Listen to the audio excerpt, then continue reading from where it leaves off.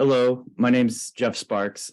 I'm a rheumatologist and clinical researcher at Brigham and Women's Hospital and Harvard Medical School in Boston, Massachusetts. And I'm happy to talk about sex differences in rheumatoid arthritis-associated interstitial lung disease today. So I've listed here some of the established RA-ILD risk factors. The one that we'll be talking about today is related to male sex, and this is a pretty interesting topic.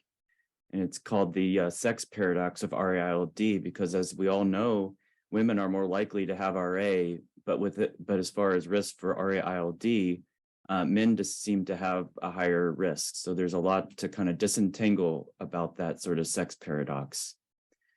Some other risk factors that we'll touch upon today are related to the MUC5B promoter variant, which is the only established genetic risk factor for RA-ILD.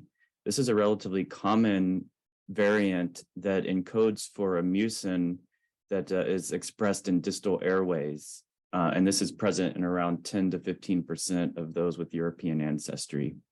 Certainly as a lung disease, we also think about smoking, and smoking status as well as pack years also seem to be associated with RA-ILD.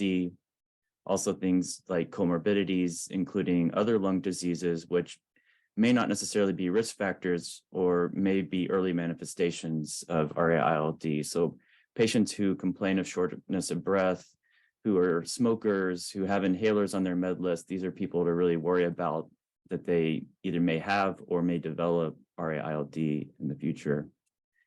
RA-ILD is particularly interesting because there are many RA factors that also put patients at risk. That would be older age at RA diagnosis, longer RA duration, articular disease activity, higher inflammatory markers, worse functional status, as well as high autoantibody levels, including rheumatoid factor and ACPA. So you can see how many of these factors might also vary based on sex, and certainly many have tried to understand whether this sex paradox of men having a higher risk of RA-ILD might be associated with imbalances related to smoking or other RA characteristics.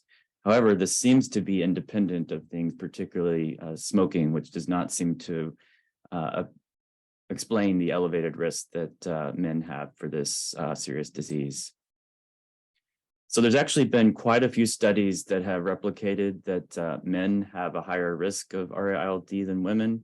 I wanted to highlight one of a recent study here that was a nice study related to screening for RA-ILD, where if you did a chest CT and found some interstitial features on CT scan, you would call this subclinical RA-ILD. So in this study, having the MUC5B promoter variant, being of male sex, having older age at RA onset, and having high disease activity were all significant risk factors for having subclinical RA-ILD. You can see one of the strongest risk factors was male sex with an odds ratio of nearly 4. They've actually, I was part of this study as well. We used these 4 factors to kind of come up with this grid related to risk. So the 4 factors are disease activity, the MUC5B promoter variant, age at RA onset, and sex. And if you can see, the left column within these are women, and some women have a very low risk of having subclinical RA-ILD. However, there are women that have high disease activity, that have older age of onset, or who have this MUC5B promoter variant that might have a pretty high risk of subclinical RA-ILD. So even among women, there are certainly still women who are at risk of having RA-ILD. I'd also like to highlight this recent study that was published in ARD that took the Finnish genetics data set and subset the entire population based on whether they had or did not have RA, whether they were a man or a woman, and whether they had or did not have this MUC5B promoter variant. So I think this really illustrates many of the factors that are going into RA-ILD risk. So the RA patients are in purple and yellow, and you can see right off the bat that RA patients have a higher risk of developing ILD throughout their lifetime. You can also see that the risk seems higher in men. And also this risk is pretty minimal until people reach around the age of 60. So after the age of 60, again, men seem to have a bit higher risk, but women who are postmenopausal who have the MUC5B promoter variant and RA can still have a pretty high risk of RA-ILD with a cumulative incidence that approaches nearly 15% for those with MUC5B. So there seems to be a complex interplay between sex, perhaps related to postmenopausal status, RA and MUC5B that put people down the path to developing ILD.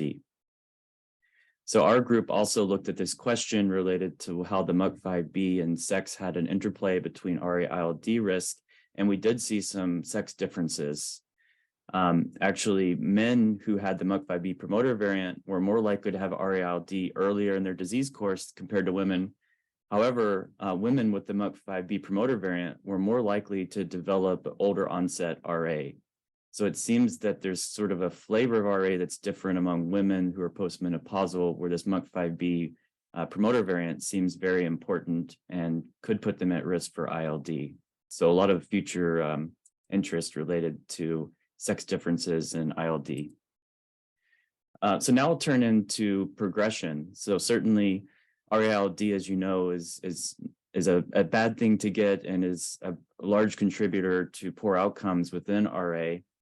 But are there sex differences? So there was a recent study within the VA health system, which obviously has a lot of men. It's enriched for a lot of ILD related to that. And you can see here that RA had a pretty marked increased risk for ILD-specific mortality with over a 3-fold increased hazard ratio compared to comparators without RA. They also broke this out by sex, and actually the only marked sex difference was in the respiratory mortality, where actually women did not have an increased risk of respiratory mortality compared to female non-RA patients, whereas men with RA had about a 47% increased risk of respiratory mortality. So there does seem to be something related to sex and respiratory outcomes, and again, with men having a bit higher risk. There's been a meta-analysis on this question as well. Within RA-ILD, does sex matter? It does seem that male sex is associated with worse outcomes.